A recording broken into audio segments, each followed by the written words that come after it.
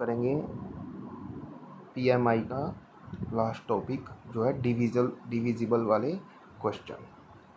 मैंने इसमें सबसे कॉमन कह लो या फिर हार्ड क्वेश्चन कह लो जो एग्ज़ामिनर पूछ लेता है एग्ज़ाम में, वही कर रहा है।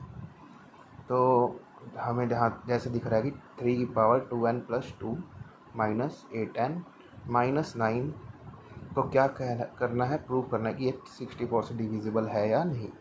तो अगेन स्टेप 1 में हम 1 के इक्वल पुट करेंगे n को। तो वहाँ से जब हम उसको 1 के इक्वल पुट करेंगे तो 3 की पावर 2 + 2 -8 -9 आ गया। 3 की पावर 2 + 2 है तो 4 होगी, और 3 की पावर 4 कितनी होती है 81। 81 - 17 64 जो डिविजिबल है 64 से। तो ये प्रूव हो गया।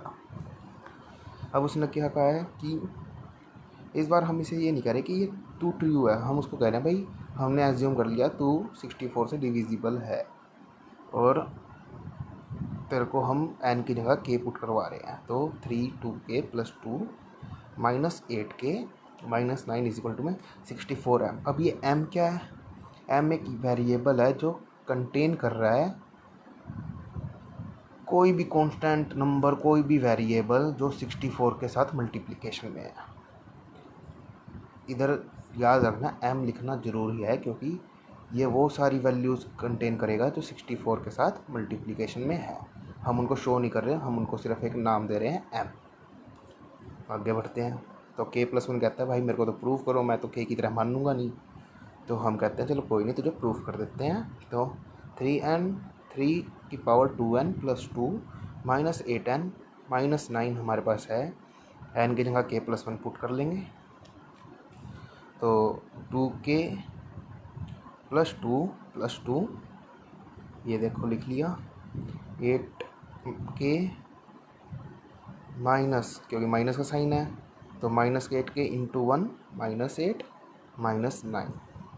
तो 2 + 2 4, तो 2k + 4 हो गया -8, और -8 -9 -17। तो अब देखो इतना हमने सोल्व कर लिया।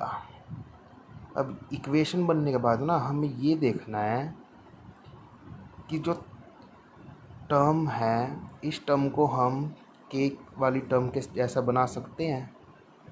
तो देख लेते हैं।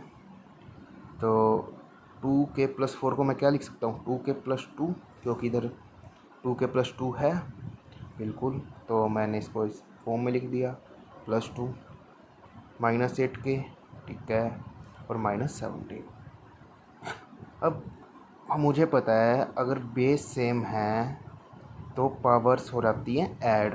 तो मैं इसको ब्रेक करूँगा तो ये ऐसे लिख सकता हूँ 3 × 3 की पावर 2k + 2 × 3 की पावर 2। अब देखो बेस सेम है तो पावर ऐड हो जाएंगी। तो इसी स्टेप का तो फर्दर पार्ट है ये वाला स्टेप। तो मैंने इसको ब्रेक करके ऐसे लिख लिया -8k -17। अब हम देख सकते हैं कि ये भी आ गया हमारे पास इसके जैसा, ये भी आ गया हमारे पास इसके जैसा, और मैं चाहूँ तो 17 को ब्रेक करके इधर से 9 भी ला सकता हूँ। बट क्या है कि इनटू में 3 की पावर जो 2 है ये मेरे को दिक्कत देगी। तो के ये जो टर्म है ना ये कहती है कि तुम एक काम करो, इस वाली टर्म की वैल्यू उधर पुट कर दो, किसमें 3 की पावर 2k + 2 में। ये स्टेप बहुत इंपॉर्टेंट है, इसको फिर से सुन लेना कि 3 की पावर 2k + 2 की वैल्यू हम इसमें पुट करेंगे इसकी जगह पे। कैसे देखो, अब 3 की पावर 2k + 2 की वैल्यू कैसे आएगी इक्वल्स टू में 64m है हमारे पास, बिल्कुल है, लिख लेते हैं। 8 का 8k उधर जाके क्या हो जाएगा +8k, और -9 क्या हो जाएगा +9। तो इधर से हमारे पास इसकी वैल्यू आ गई। ये क्या वैल्यू आई 64m + 8k + 9। करते जाएंगे आंसर ज़रूर आएगा। जब एग्जामिनर कुछ क्वेश्चन पूछा है तो उसका आंसर बिल्कुल आएगा ही आएगा। थोड़े से बस आपको ध्यान रखना है स्टेप्स का। तो 3 की पावर 2 के +2 की वैल्यू कितनी आई है, देखो 64m + 8k + 9। तो मैंने वही करा है नेक्स्ट स्टेप में। 3 की पावर 2 कितनी होती है, 9। 9 को मैंने बाहर लिख लिया और इसकी जगह क्या पुट कर दिया, जो हमने अभी वैल्यू निकाल ली है। और ये दोनों वेरिएबल्स मतलब ये दोनों एज इट इज़ इधर लिख दिया।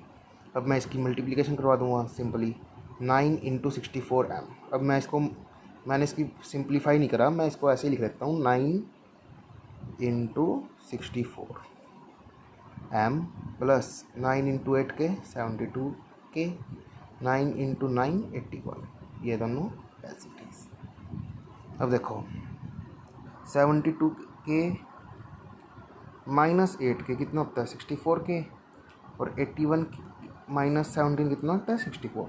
अब इन तीनों टर्म में से 64 कॉमन आ रहा है और अंदर क्या बचेगा, 9m + k + 1।